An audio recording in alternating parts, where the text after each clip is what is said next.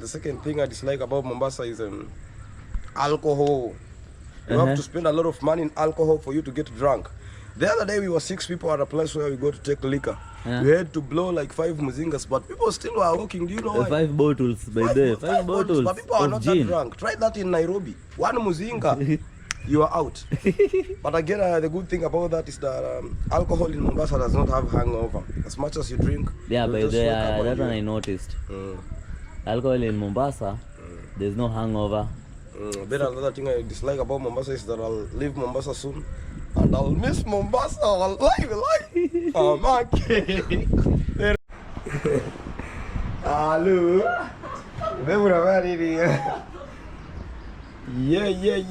I love the view. I love the the ambience.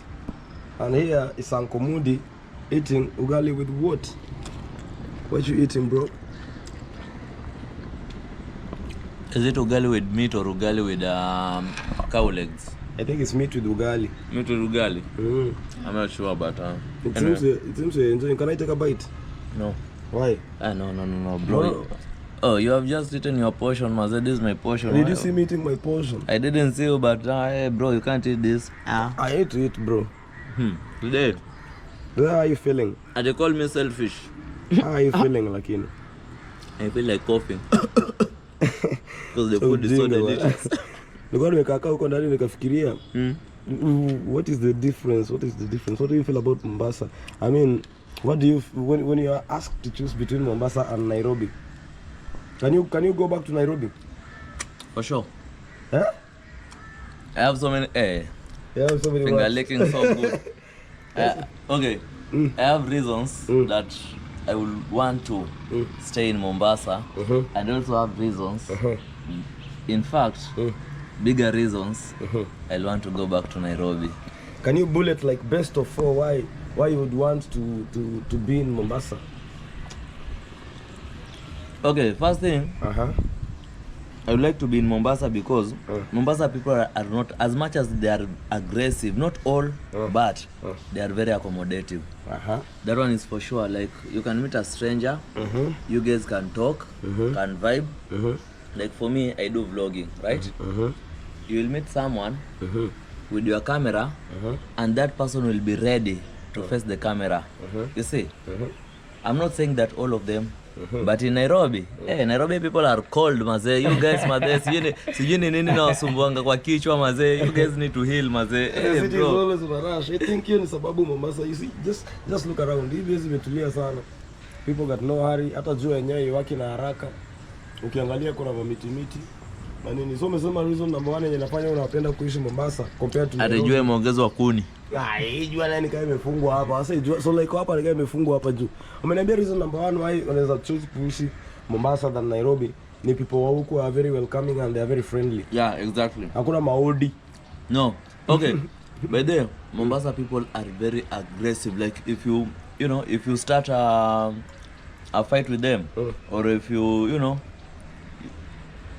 inaitwaje kutafuta uchokozi, inaitwaje in English? When you chokoza. When you chokoza them. So they'll be very aggressive, like for real aggressive, vibaya sana. You see? Yeah, but now before it reaches to that point, they are very friendly. Well, there is one thing I discovered about the ladies of Mombasa. Kama baby pale. Baby anapenda fujo, bro. Na ni dem. Nini inafanya wanakuwa hivyo? Ama ni Kiswahili mingi? Maybe pombe mingi. Pombe ama wanakula mapilipili huko na wanakula nazi mingi. Baby, unja hapo tuambie back to you. Back to me in studio. Amesema reason number 1 wasa Mombasa wako friendly. Yeah, reason number 1 why I would want to stay in Mombasa is because of the people here, very friendly. Unless you just go against them. They can be very aggressive, and I know for sure. I've seen that, and I've been in that, and I know. Reason number 2. But Nairobi, you see Nairobi people are very cold, but with no reason, no major reason, no significant reason. But Mombasa people, they are not cold unless you disturb them or unless you just do something to provoke them. You see? Yeah. So, very accommodative, very welcoming. Nairobi people, hapo hivyo ni thumbs down. Anyway, but still I'll still want to come back to Nairobi. Why? We have so many reasons to tell you. Acha kwanza nikule ugali nimeze we. Guys, mnasikia, if you're from Nairobi, drop down a comment according to the first statement this guy is making about your city and tell him, yo, what up, dude? What you say that for?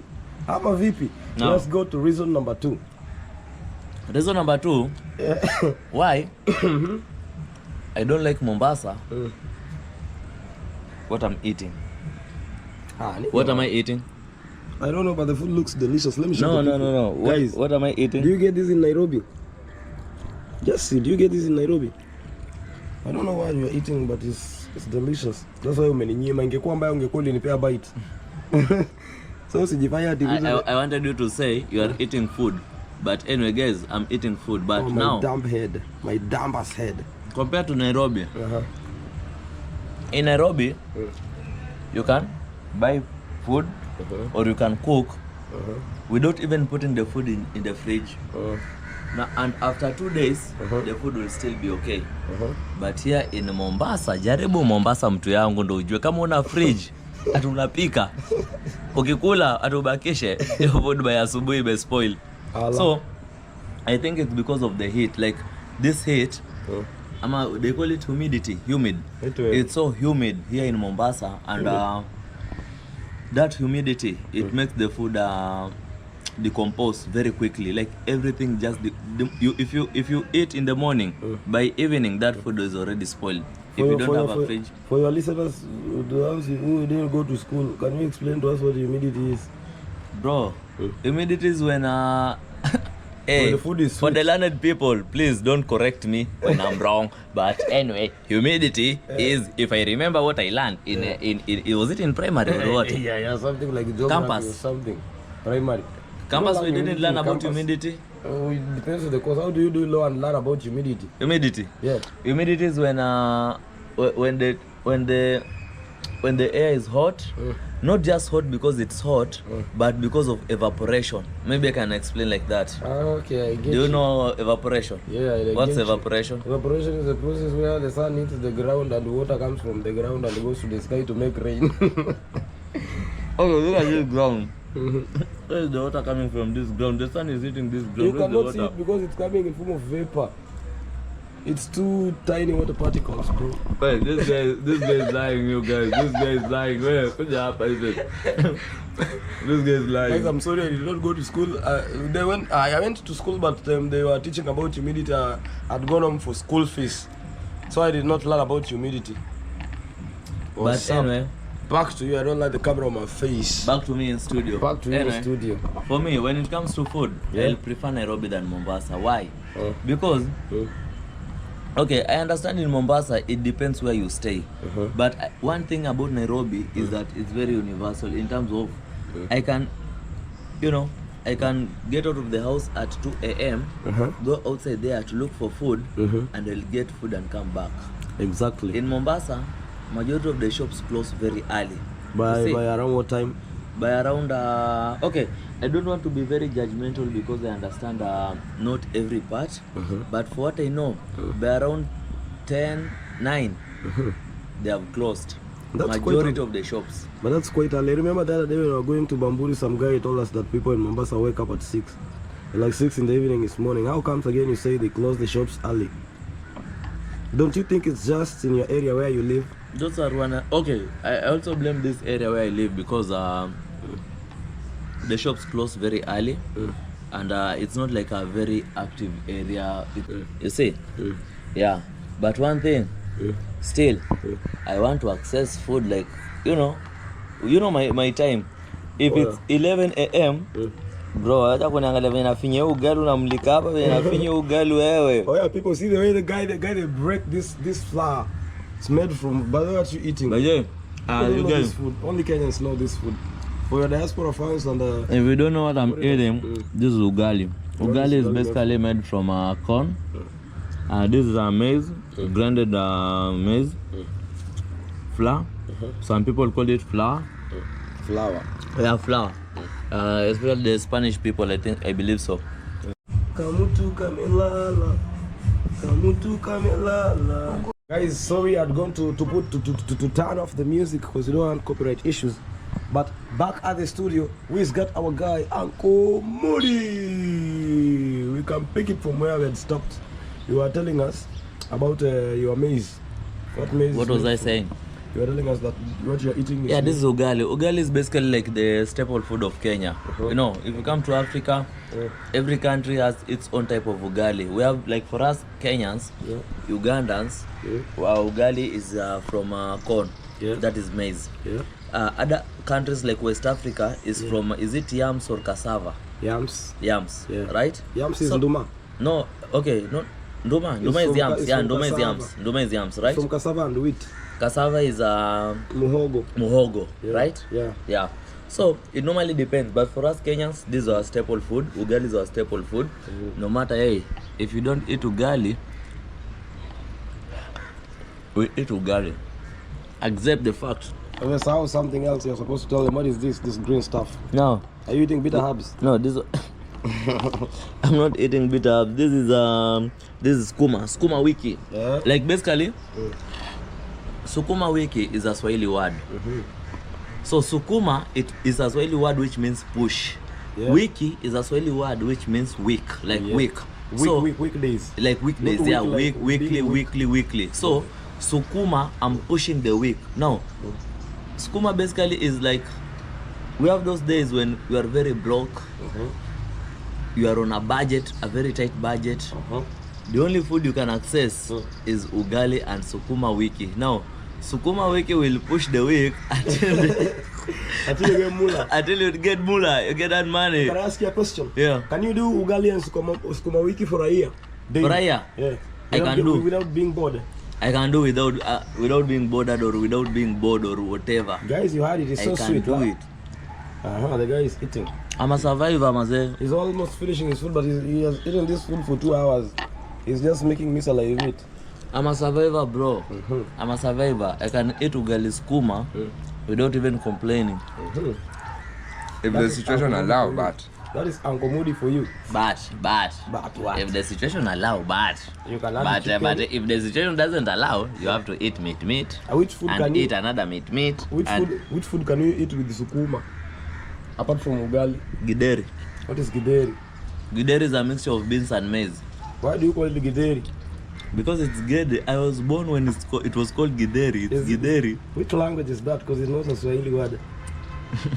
Maybe Kikuyu word. Githeri is which word? Githeri sounds like Kikuyu githeri. Hey, how's githeri in English, my guys? Type mwenye anapata hapo voucher iko. Hiyo voucher uende ujitafutie huko. Hello. Na wasisahau Right. Yeah, anyway, I was talking about our food here in Mombasa and also Nairobi. Like, I've eaten numerous food here in Mombasa, but the taste compared to Nairobi is way different. Is it because you cook with salt water or what? I don't know, but the food here in Mombasa is not as tasty as compared to the food in Nairobi or any other part from these coastal regions. That's why I love my city. Guys, you heard that. If you come to Mombasa, make sure you carry your food from Nairobi. Right? That one for sure. I know the food is not as tasty as compared to Nairobi. But guys, according to the way this guy is complaining, can't you see the way he's eating? He's enjoying his meal and he's saying, oh, the food. See the way he's doing that. See the way he's tuning. You know, let me tell you something.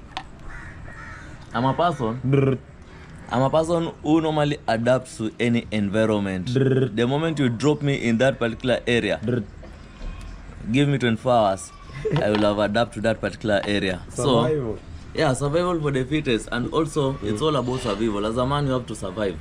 You see? Exactly. It's all about survival. And if you go somewhere and you find that I'm not used to eating this, I'm not used to you to what, and that is their culture, you have to embrace. But the other day I was at the beach and I saw people selling fish at a very cheap price. Like a very big fish was going for 150. Why do you have to say that about Mombasa? I mean, like you say food is expensive, yet you live near to the beach and fish is cheap at the beach. The problem is, not everyone. The guy is throwing ugali. The point is, not everyone has access to the beach like that. Okay. Not everyone will go to the beach and encounter fishermen and they get you see those are things that they will occur in once they say, I don't want to use once in a blue moon or once in what, but those are things rare. It's by good luck, actually. I don't believe that, because the other day I was at the fish. I took a number of a fisherman and he told me if I want fish I can call him, and I've been in Mombasa only for a month. You have been here for 4 years. The point is, why don't you have a number of fishermen? The point is, you cannot eat fish forever. Come on, it's fish, I mean like fish. For me, I can eat fish every day, right? Right? But when you got other things to do, you will always not be available to go to the beach. And you see, if you want to get that, if you want to get fish or whatever, it has to be between morning to noon, right? In the evening, you will not even see fishermen coming from the ocean. Yeah, exactly. Every activity ends at around 12, noon, 1, 2. If it were by choice, could you quit your career and become a fisherman? Never. Why? But I love to experience fishing, because in the next vlog, I'm going to do fishing with the fisherman, and it's going to be crazy. It's going to be like how do we call it when something like Dave. It's going to be something by the crazy, something scary, because I know the tides there, the waves, they're not friendly, and I'll be willing to die, my guys. Don't worry. Guys, I cannot wait to see this guy coming back home with omena, only one omena. I'm very sure we'll fish one omena. Have you ever tried fishing before in your life? Yeah, I've done fishing. When? Where? Halava. Where is Halava? River Z Rizzo. You remember that fish pond we were going to steal fishes? Okay, okay. Now is this guy stealing fish from Bubu's fish pond? Let me not incriminate myself.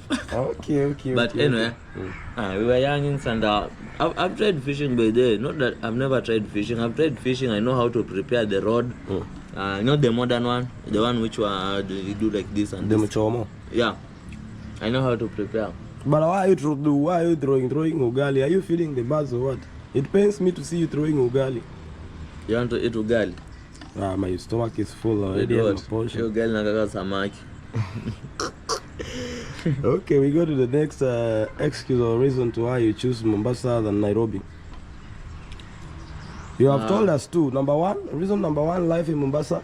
You said it's because the people are friendly, and Nairobi people are much more cold than people in Mombasa. Nairobi people are cold by there for no reason. By there for no fucking reason. Like these people must say, guys, you guys are cold. There's a reason. Can't you see the pace in Nairobi and the pace in Mombasa? I mean, Mombasa things are slow. It doesn't matter. Listen, it doesn't matter. You know, it's all about life. Listen, if you're going to work, and let's say your boss roughs you up, that's not my problem.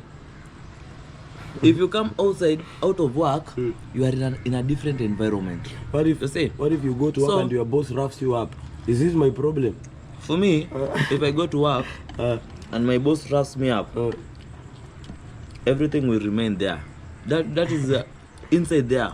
Yeah, but the moment I step outside there, I'm a different person. You see, I don't let it I don't take it to someone else, like I've been roughed up and everything, you see? Yeah. So that's what I'm saying. Mombasa people, kudos maze to being friendly. Nairobi people, you guys are very cold. The second thing, food. Mombasa people, food. Apart from your street food and everything, I'll give a thumbs down. Nairobi people, we got the most tastiest food. Hey bro, I've eaten food in Mombasa, maze. The only food I've eaten in Mombasa, which is very tasty, is this the traditional vegetables, you see. Mchicha, kunde, mrenda, hizo vitu zote. Mombasa, hapo you got it. Like any other meat, the taste is very different compared to Nairobi. Nairobi meat is very sweet. Mombasa meat, I can say 50-50, it's just there. I've eaten pork. My favorite in Mombasa, 50-50. No, you cannot say that. Nairobi. You remember the last time I cooked pork for you guys? No. You guys were licking your fingers and saying the meal was dope. So I It think... was not as tasty compared to compared to Nairobi. Come Bro, on. it can't be as tasty compared to Nairobi. Oh my God, check I it. think this guy is just complaining because he don't like to cook. When you cook your food, it becomes tasty. But when somebody else cooks the food for you, it gives you, I mean, like, I don't know, options to, what do you say? What do I say? When you cook your food, it's nice. But when somebody else cooks it for you, it becomes something else. So I think that's No, the only it's not a difference. matter. It's not a matter of who cooks the food or not. You see, it's not a matter of who cooks the food or not. So you're trying to But tell me, you're trying to tell me, when you eat food from hotels from Mombasa and food from hotels from Nairobi, foods from hotels in But Nairobi you know are what? better than the ones in Listen, Mombasa. still, I haven't experienced the Mombasa street food like the real one, especially this time of Ramadan, because very soon we are going to do a vlog in the streets of Nairobi. Oh, yeah, Not let's- Nairobi, let's Mombasa Come and see CBD. this guy now. This guy is mixing up his story. No, I'm not messing up the story. That's part of the story. You just say that No. food in Mombasa is bad. Yeah. No, okay. I don't want to say like every food is bad. What I'm not saying it's bad. No, don't put me guys in quotes. What I'm saying is basically like the food is not bad, but the taste is different. You see, compared to Nairobi and Mombasa, the food in Nairobi Yeah. is way tasty, way tastier. I think the only right thing about that story is that in Mombasa food is expensive compared to Nairobi. I know. What do you have to say about that? The thing is, that's another thing about I dislike about Mombasa. Mombasa. You guys might think Mombasa life is cheap. Mombasa life is not cheap. It can be cheap if you know how to. Budget. Not even budget per se. If you learn how to fast. Not even fast. Okay. What you say for I now? can say it's just like Nairobi. Nairobi, we have some areas we'll go buy tomatoes, onions at a Cheaper price. Like cheaper a price. 10, Then you go to other areas, you buy at a. expensive. Now, the only challenge is that in Nairobi, a lot of areas you will purchase at a cheaper price. In Mombasa, at a pocket-friendly price. In Mombasa, it's very constant. The price is constant, like, hey. But anyway, guys, in Mombasa, food is very expensive. Mombasa food is very expensive. Unless you want to eat those street food, the viazi, fried viazi, we call them Chips or what? no, waru inaitwaje in English? Irish. Waru inaitwa Irish potato. Irish potatoes. Yeah. You want to eat Irish potatoes, that one will be cheap. You go to you purchase those street food going for 30 Kenya shillings, 40, 50, you see. But again, you don't get satisfied in the end. You see? But if you want to eat the real food here in Mombasa, hey, the food in Mombasa is expensive, Mose. Guys, the lawyer in this guy knew. It's me who doesn't have money. No, you have money, but I knew the lawyer in you wouldn't allow you to speak without talking about food. Guys, Yeah. the lawyer in him. Let's go to the next story. The next story is I think you're supposed to give me the third reason to why Mombasa is better than Nairobi. third reason. Why not why Mombasa? Why Nairobi? Hey, bro. Okay, We are going to do why Mombasa is better than Nairobi, then we do why Nairobi is better than Mombasa. okay. Yeah. Another reason why Mombasa is better than Nairobi, Yeah? just the coastal vibe, bro. The coastal vibe. What is the cause? What you say for, bro? The coastal vibe. You know, you have access to the beach. You go, like right now, we can decide to go and swim just here behind these behind these trees. These trees, behind these See, trees. guys. Yeah.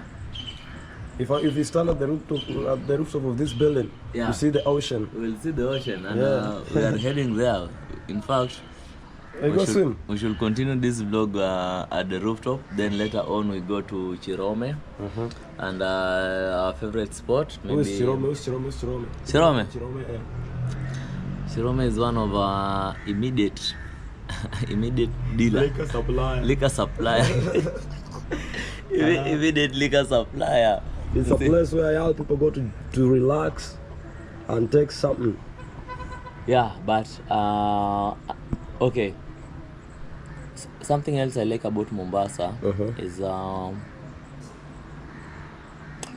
I don't even have so many reasons why I like about Mombasa. Mombasa is just a place whereby you just come, enjoy life, go back to Nairobi, go back to Shags, go back to your ancestral home, rural home, and relax there and continue their business. If you are here, you make sure that you just do your thing. What do you have to say about the weather? The weather? Oh, shit. That one. Deadly stuff. I have so much to say about the weather here in Mombasa. Hey, tell us. I already said about humidity and the temperature here. Maze, kuna temperature into humid. I don't know about that much because I ditched geography. And we are not a weatherman. We are not weatherman. We are not weather people, but we are traditional weather forecasters. Anyway, what I want to say about listen, I'm eating ugali, maze. There's no food here. You have eaten maze all the meat and the skuma wiki. No, they say some veggies are left for you in my plate at the kitchen. You want to get them? No. Okay. But why are you eating ugali alone? Hey, listen. This guy is still hungry. He's just mashed up a plate of meat and skuma and ugali. Hey guys, listen. Yeah. I'll prefer Nairobi weather than Mombasa. Okay. Here in Mombasa, if you are alone in the house, trust me, you will sleep naked. Hawezi piga luku. You will sleep naked. You see? You will sleep naked. Right now, if I sleep in my bed, when I wake up in the morning, you will see my body print. On the blanket, the sheets. You don't even time to cover yourself. You see, you'll see my body print there. Maybe even my print you'll see. Off your head, bro. Is that the reason why this guy is having umbrella on the motorbike? Yeah. Too bad, son, right? That one is customer service. You see, that one is customer service. This guy is having an umbrella to make sure that he's not.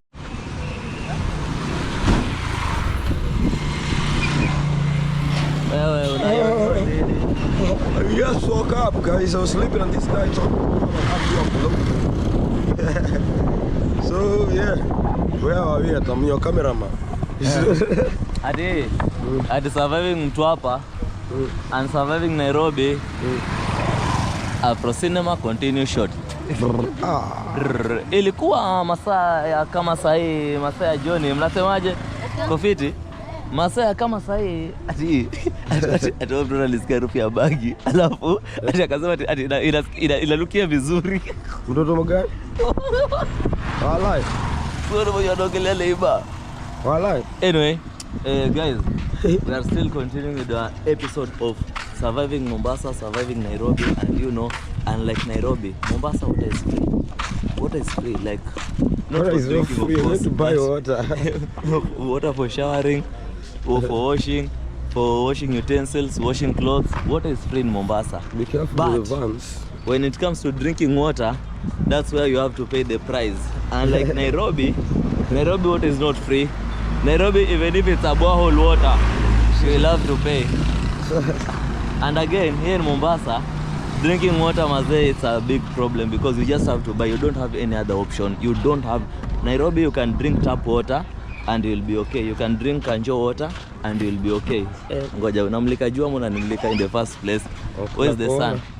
Nakuona but Nani wana? Gulu Uko sure? that is better. Yeah. Wow. So in Nairobi you can drink tap water, you can drink borehole water, and it will totally be okay. But I know some people always feel like it's too salty. You haven't tasted Mombasa water. Mombasa water is salty as fuck. You wash your clothes like this is a black t-shirt or a grey, but you wash it, it gets dry, but it's whitish. If you know, you know. Hizo salt zinajipaka kwa shati hapo hivyo mpatisha hapo vibaya sana. Yeah, but in Nairobi you can wash your clothes and you won't feel like your clothes are when they get dry, they won't be whitish, especially if like black t-shirts, black clothes, basically any other color apart from white, they'll definitely be clean. But here in Mombasa, normal. Ogopa Mombasa. But anyway, we have here our bottles. We have to buy drinking water. Yeah, we have to buy drinking water. and that's how we survive here. That's another reason why I prefer Nairobi than Mombasa. Where are you going? This guy doesn't want to be in the camera, but I'll make sure I record him. Yeah, our guy our guy doesn't like being on the camera, but we respect that. And hey, anyway, we still have to purchase water here. Another reason of surviving Mombasa. Kuja bro, stop recording. Kuja tuweke maji. Camera is down. Atiogopa kamera. Iko sawa, nini record. Si ni peke yake atuchukue sura. Chukua yeye. Hey, you know, your boy Uncle Mudi today is serving you guys water because our guy here doesn't want to appear in front of the camera, but you know, I got you people, don't worry. That's what's up. Hey, nafunguliwa aje? Mimi naweza wasavia kila kitu kwa hii maisha ba. Kani maji na wasavia maji, kani chakula na wasavia chakula, na wapikia na walisha, mnashiba na mnalala. Unasema nini? Rwanda and cut. Now we have so many places you can purchase water like this, but now at this place the water is not salty. You see, you can go and purchase water in another place like this one, but it will be salty. Not like salty, but the taste will be kinda salty. But this place, the water is the best, maze. You drink it and you feel like fresh water for drinking. Sprinkle water. How much is this bottle? This one? Yeah. This one goes for... Wait. Ninajua venye nafungwa. I know how to close it. This one goes for 20 Kenya shillings. How about the youngin? The youngin? This guy cannot multitask, just understand him. Yeah, multitasking is a problem, but this one, the youngin goes for 10 Kenya shillings. So you can do the math, convert into dollars, then you'll understand how much is 20 Kenya shillings into dollars and how much is 10 Kenya shillings into dollars. You know what's up, you know how we do it. Now with only 30 shillings you get. Yeah, with 30 shillings you get this and this. Amazing. But you guys must drink water like cows. Hey! Like camels. Yeah, like camels. Hey! This bottle, I'm very sure these 2 bottles are not going to last for 2 days. I think because today we have served water for ourselves, we are going to get this at 10 and this one at 5. At what? This one at 10 and this one at 5. Because yeah, we have done self-service. Yeah, self-service, yeah. Just do your self-service and you pay half the price if you do self-service. The guy will kill us. Shut down. No, it cannot work. You pay half the price. Alright. Can you see me now? Yeah.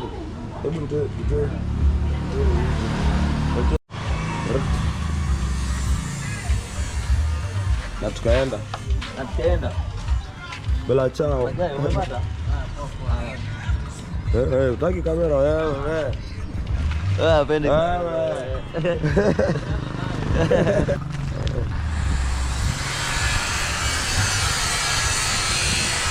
Mbona nini? Adila ameamua kuboeka.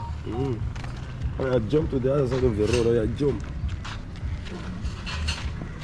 Wanda ya fuku kuiko. Kaza episode yetu ya maji na fish hapo. Kwenda kwa madam. Nimecheka je ka dem wewe madam wako unasema nini hapo hivyo? Ati nimecheka ka dem. Wewe unasema nini wewe msichana wewe? Atujiongea na mtu wako, ameshakuwa mtu wako. It's just what you are tad. Jana Mudi. Cheki cost nini Nairobi ikoje? Bana je. Edna. Kwani Edna ameacha kuongea? Hello. Ayo credit yangu mrani. Yetu simu hapa bwana. Pige twende bwana tupige hiki kitu. Naked man. Kwanza Edna. Ana kwa maji. Edna. Maji gani? Wana amekunywa pombe zako soba hata hajatumia hata majani hata. Hajatumia hata mandre. Wewe uko maji wewe kwanza venye unaongea hivyo uko maji unasema nini wewe msichana? Wala uko maji kashi tunaongea tu kama wewe ni mlevi. Usikia sasa vile unaanza kusmile hapo kijishuko. Unafikiria tukujuingi, unafikiria tujui. Unaanza kusmile hapo hivyo. Mimi siwezi kukumiss. Mimi unless ni slap na kuota ndo utakumiss. Dai, kwani ni kwa bwana yako tena ni kwa bwana yako aje bwana yako? Mimi kijana single boy. Mimi single boy hata sijui mapenzi ni nini. Mali ndio ile. Alafu sasa musikizane basi na huyu bwana yako alafu tujue venye itakuwa. Lazima control boat, acha kwanza ni msuke. Huyo leo amekwambia kwanza kitambo anafika kwanza huyo leo ndo nataka kumpatia shoka msoba. Baba akuje kama ready. Atati. Sio atajirusha kwa building ama atacommit suicide. Wewe Mambo imechemka. hello. Twende rooftop to maliza kushoot. Yo, what's up? Let's go and continue to shoot our episode of Surviving Mombasa, Surviving Nairobi, and between Nairobi and Mombasa. Which one are you going to choose? I'll see you. Unasemaje kaboom?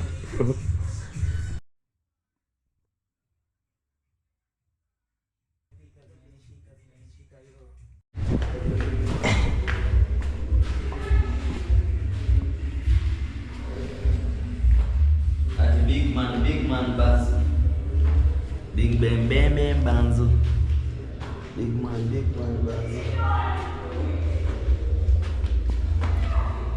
Tomato mshuti huko au side huko? Left. Left. Kuja right kwanza ndio shadow right.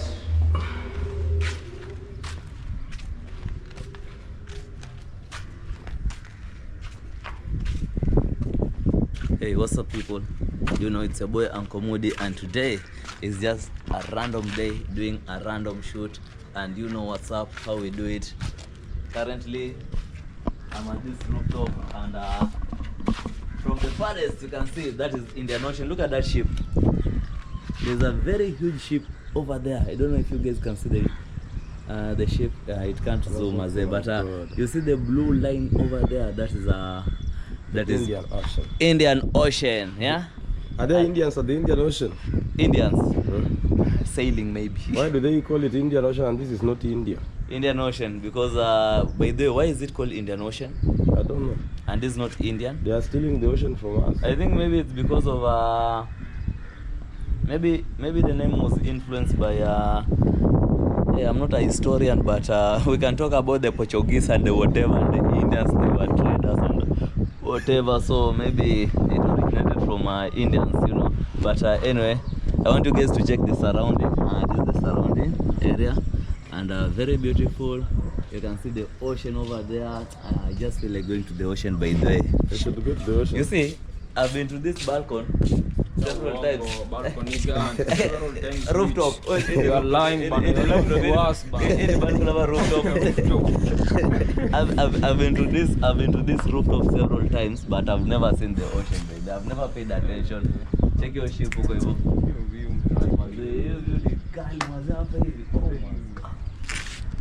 Jo maneno mazee, I wish ningekuwa nimepiga look yangu moja safi, nika nipige foto moja hatari hapo hivyo na hii kamera. Alafu naoneshe what's up. Ni kwanza mnasema nini? We are still continuing with the episode of Surviving Mombasa and Nairobi, and between Mombasa and Nairobi, which one will you choose? I'll see you. So let's just get started. Preparation.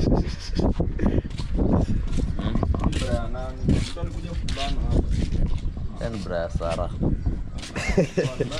Yan bra Sarah si ati did. Mnasema aje ma guys? Bra Sarah. Uko na ufala. nani ba? Si bra, Sarah bra ni ndogo bro. Ndio ni ndogo. Bra ni ndogo. Kama ni yang hapo. Ndio ni ndogo. Sema ni ndogo. Ni yake wallahi. You see? Unajua aje? Unajua aje? Sinajua tu, naona tu hizi bro. Naona tu proportion ya hii bro. Plastic the marvelous house. The Bana walikuja kushoot Nairobi ama kuongelea Bravo. We have so many BNBs in this area. Like that one, the Marvelous House, I think it's if it's not a hostel, it's just like a BNB. Yeah. And I've been to this rooftop several times, but I've never really paid attention to the views. And today is something different actually. And hey, You feel amazing. yeah. See, I've never seen that swimming pool there. These guys have a swimming pool there. I've never gone to swimming pool. Coastal vibes. And I like the way like the palm trees are blended with the indigenous trees and everything. And we have the buildings white in color. You know, welcome to Mtwapa, Kilifi County. That's what's up. Let's go to the other side and show you guys what you got there.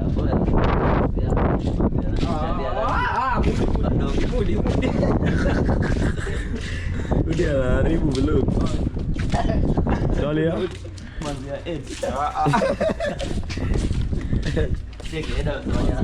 Amesema tungoja What you? Yeah. Guess what? Kubabayo. La kubabayo. La kubabayo. I cannot believe my eyes bana. cannot believe your eyes. Yes. Nilikuwa nasema mseme kutoka.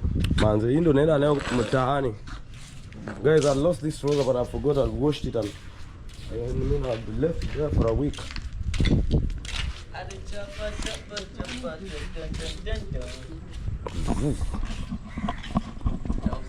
Pige shot moja kama ya crane.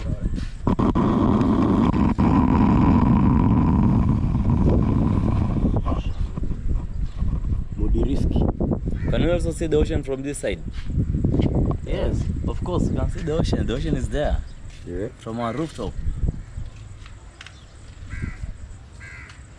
This guy is a daredevil. Can you see where he's sitting? You see where this guy is sitting? Risk taker number 1.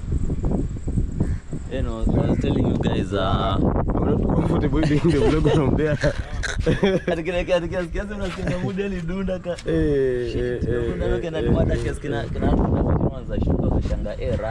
Anyway, wanasikia kichwa tu inapasuka hapo chini.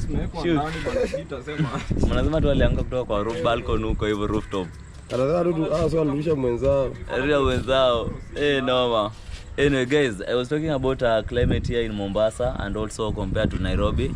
Like in Mombasa, you will forget about covering yourself while sleeping. And if you happen to enter into a house which doesn't have fan, bro, you won't sleep, maze. I'm telling you, you will sweat, you will sweat, you wake up in the morning, your whole body print is just there. You have left it on the top of your beddings. You are Nyash hapo imejichora hapo hivyo, mabolingo zimejichora hapo hivyo, kabla uko mbao imejichora hapo hivyo. So hiyo ni kama art. Ukipiga picha mwe ibaki hivyo wewe tunaweka kwa frame vizuri weka kwa ukuta. Anyway, yeah, but that's what's up. If you come to Mombasa, if you are moving, you are looking for a house, make sure the house has a fan. Make sure the house has good ventilation.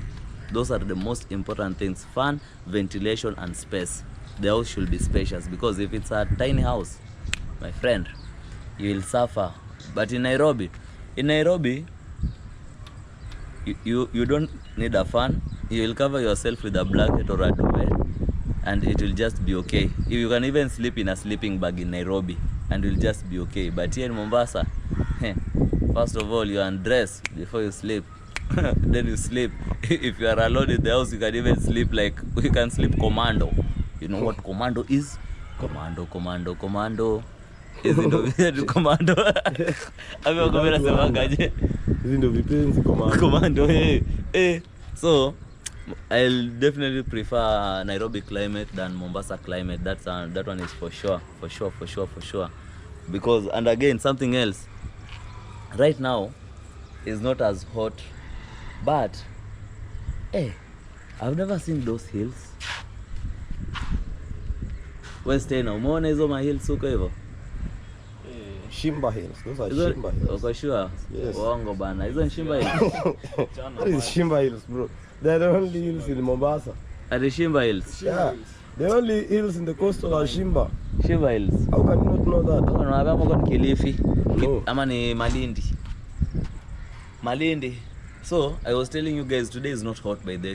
Today is not as humid as you guys think, because if it was hot, I know right now it's around 6 p.m. I don't know 6 what, but it's 6 p.m. And if it was around 2 p.m., 3 p.m. there, 12 p.m. this t-shirt that I'm wearing, you sweat until it gets dry. Then you start sweating again, it gets wet, then it gets dry, then you start sweating again. One thing, try eating in Kibandaski in Mombasa. Utati. Unaenda Kibandaski, unaenda unakula kiasi chakula ndio inakuwa moto kwa tumbo. Umekaa hivyo na dish, lakini unasikia tu tumbo ndio ina sweat. Jasho inatirika kutoka kwa tumbo. Ukiamka kama hivyo, huko hivi imekuwa wet, huko kwingine kwa dry.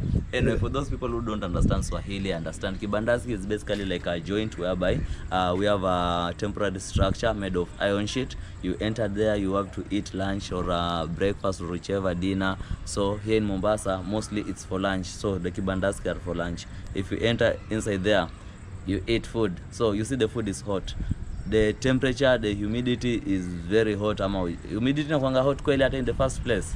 I don't know anything about humidity. Stella, what is humidity? Wait, Stella, what is humidity? Tell us something about humidity. I don't know. Come on, help us out, man. Learn my learned friend. Help us out, my learned friend. This guy is playing games instead of contributing in the vlog, the building of the nation. And the guy doesn't know humidity. We are building the nation and he's playing games. Yeah, so I was telling you guys, you go there, you start eating, the food is hot, you are seated like this. You have sat like this on a bench and you are eating, you know. Now the food is hot, of course. The temperature inside there is hot again. So when you are eating, instead of just sweating the whole body, your stomach is only sweating. Like you can feel the sweat drizzling, dripping. Yeah. Inadondoka kwa kiuno hapo kwa belt cho. Inadondosa. Kunjira bada. Inadondosa. Lila the motherfucker to kunji. #Kunjira bada. Kunjira bada. Adi soda. Adoda soda. Udagi soda. That guy is a frog, boy. Anyway, what a fraud. Or what?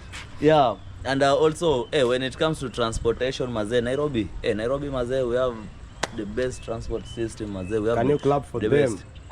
Nairobi, thumbs up when it comes to transportation. For the first time, this guy is giving Nairobi a thumbs up. Yeah. Nairobi is very vibrant when it comes to transportation also.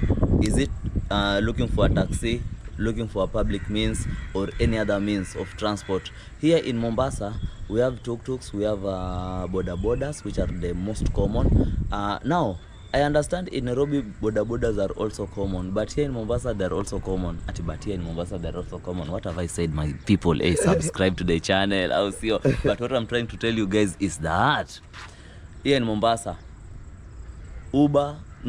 taxi services are not as available as in compared to Nairobi, because right now I can book a taxi.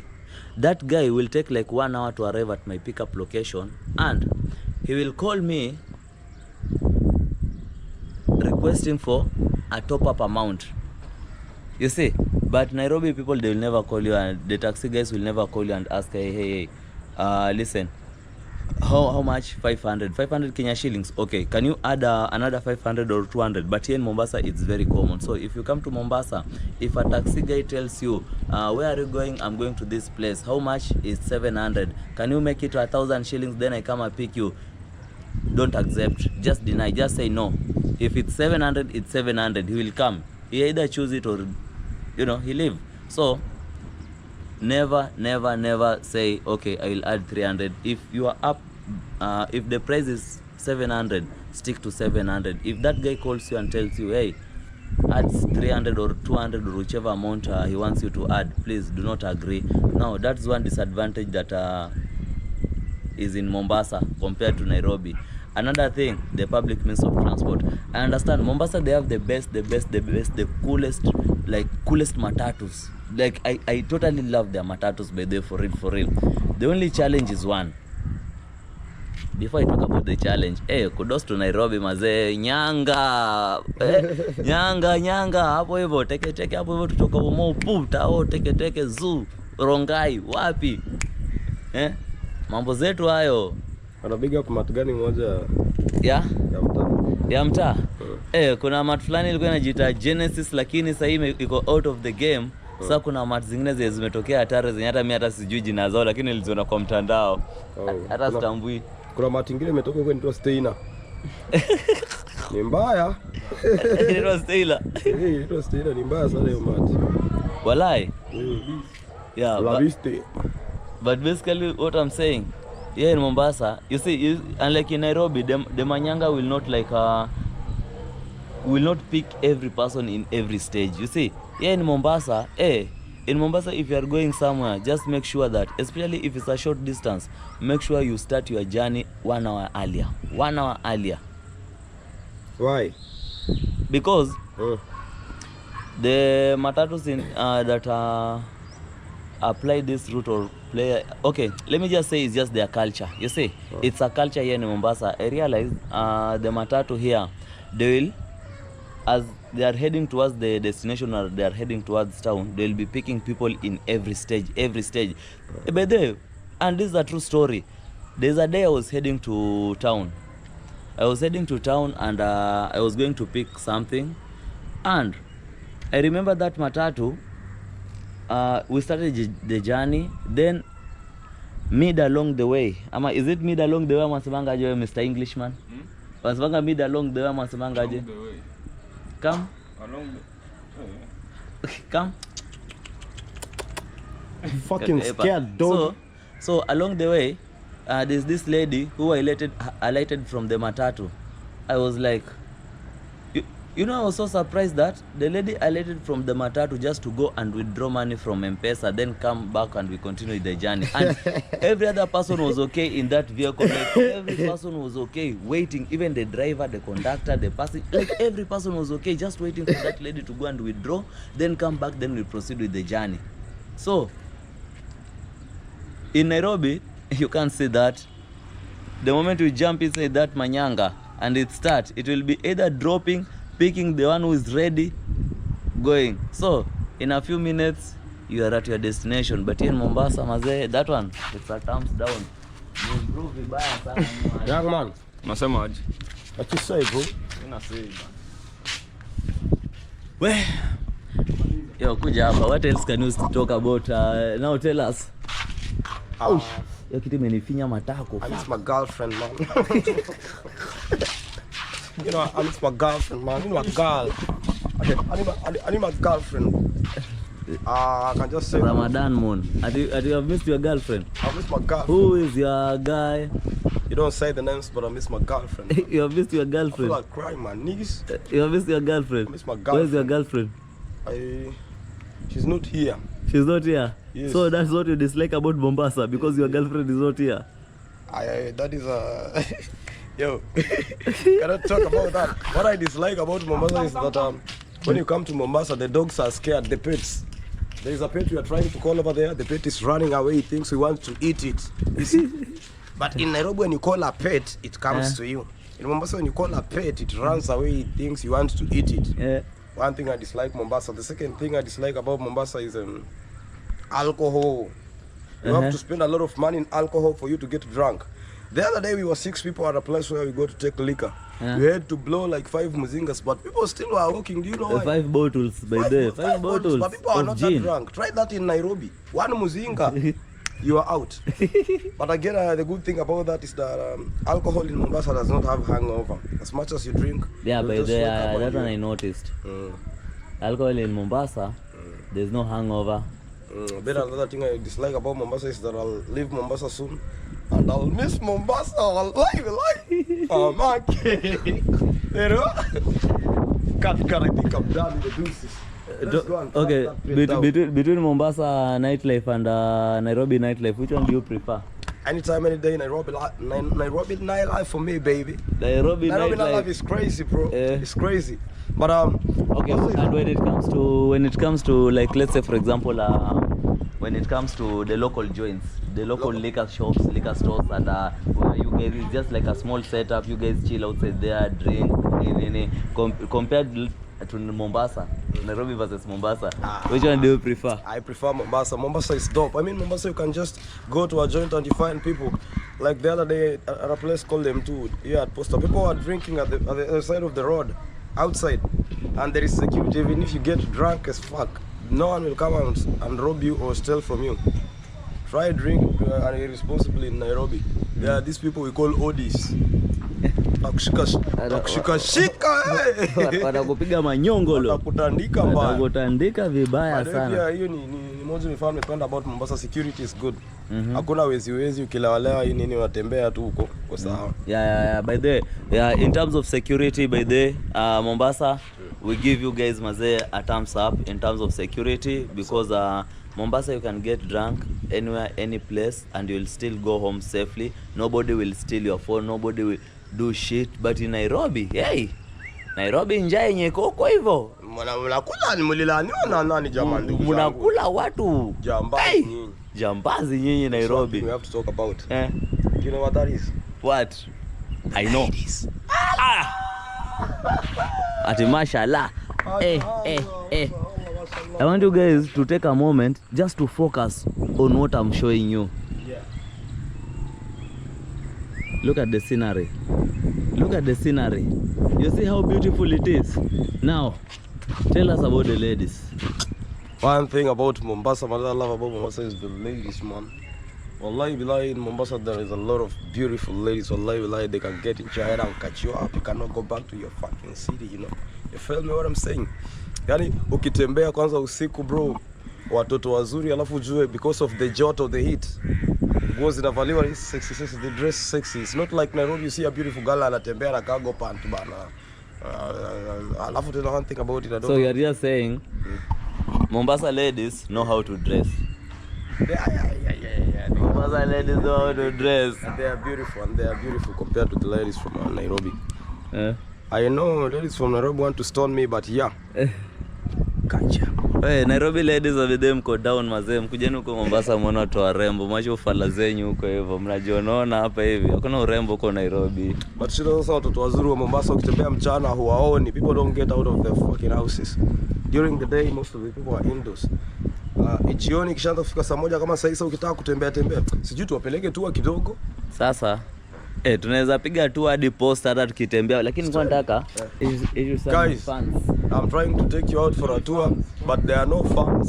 Send funds guys kwa hii deal hapa chini. But you guys, you can also hit those super chats and everything, donate to the channel, because we are shooting these vlogs and sometimes it's not for free, and yeah, sometimes my pockets really get dry because of shooting these videos, and we do spend shooting these videos. So if you have something small and you can donate, super chat, super what, donate to the channel, support the channel, and you are basically supporting the content. Tell them we wanted to take them to Atamu, but the problem is funds, guys. Send funds. Those gifts down there. How do you call these things? Super chats, super box, guys. Super come on, be active, man. If you want good content, support the channel by hitting those stars, man. Let the guy get money so that he can move and locomote. You understand? You feel what I'm saying? So that you can get something nice that you can watch and enjoy. Uncle Mudi, Ro, and then cut. Cut yo kitu. Mimi natoka Mombasa na bibi. Biblia. Biblia, huko hakuna baby Quran. Nitoke Mombasa na Quran, lakini nitoke na bibi. Nishawa Mombasa. Let's say ulipata bibi ni Mombasa. Wapi? Nitoe wapi? Nahangaika. Unahangaika nini baraja unahangaika. Mimi nashukuru Mungu nimepata bibi Mombasa na niko na bibi Nairobi. I'm a polygamous man. Father of my son. Thank you.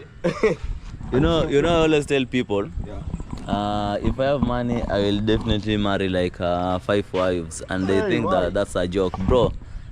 Why would you do that? I want to continue my grandfather's legacy. You are a lover of Nyash. My grandfather had 4 wives. That cloud is shaped like a fucking dragon, bro. Maze looks like a beast. Ade tu tundole. that if you get money, you'll get how many wives? If I get money? If I get money, I want to have like 5 wives. Why? Because I want to continue my grandfather's legacy. 2 light skins, 1 blackie, 1 Indian, 1 Muzungu. Did I get it right? I thought you'll say 1 green. Yeah, they are green, but in Mombasa, different colors, one people, different colors. One. That song we had people who are green. What stuff do you use, bro? How do you talk about green ladies? People talk about greener pastures, green environment, but but consume water, ugali and meat. This guy is Nyashi. Bede,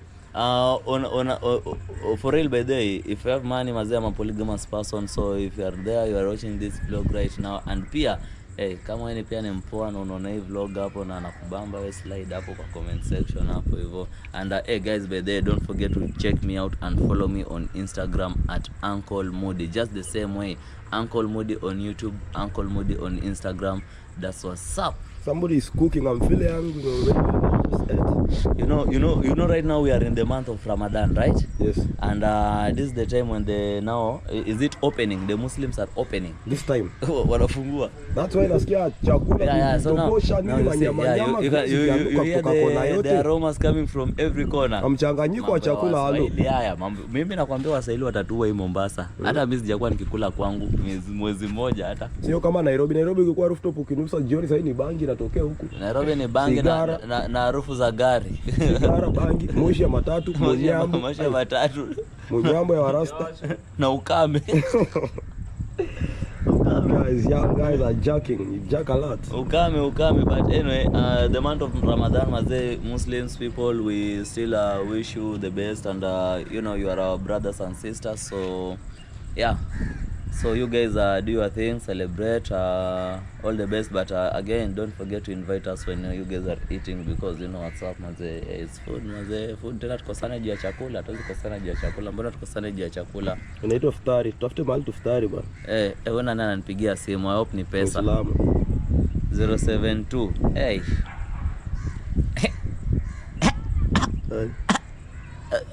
Same too. Same too. Okay. Same too. Yo sasa shika. Sijui hata nani. Alright.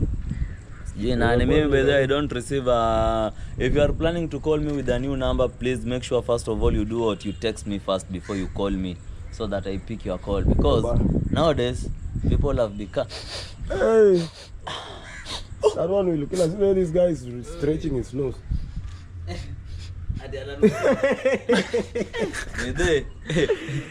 Guys, for real. You guys might think this is a joke, but for real, by the way, there's a great aroma, maze, and we don't know where it's originating from, because you can trace it, but I'm feeling hungry already. Hiyo na chapati, cheki. If you have chapati, unadonjo chapati kwa hewa ukikula. Wallahi kusema kweli inatoka wapi bana? Hey, our Muslim people, maze, please invite us, we eat bana. Hii aroma itatumaliza. You are the person who said that in Mombasa the food is it's not sweet.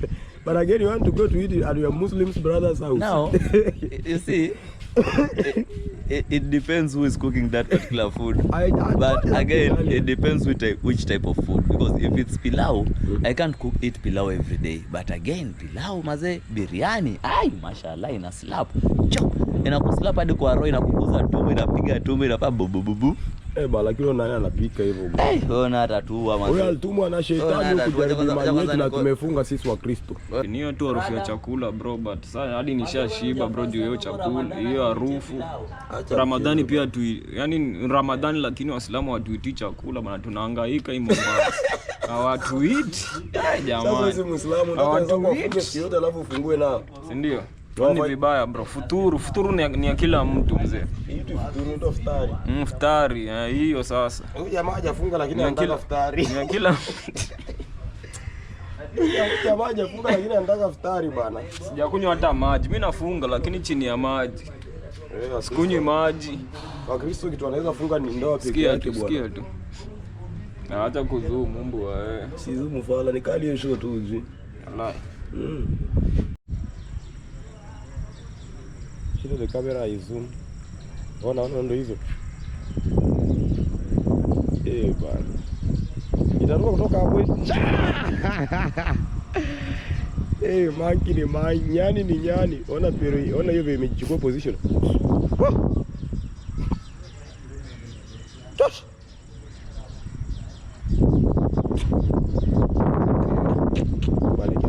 Itakufa bwana. Yona mtoto bwana. Ni family hiyo. Hizi nyani bwana. Sasa shida hii kamera izoom. Ona mtoto vitaruka, ona mtoto vitaruka. Na ni mingi bwana. Ayo imeenda wapi mjinga hiyo ituenda shosho hiyo. Monkey shosho.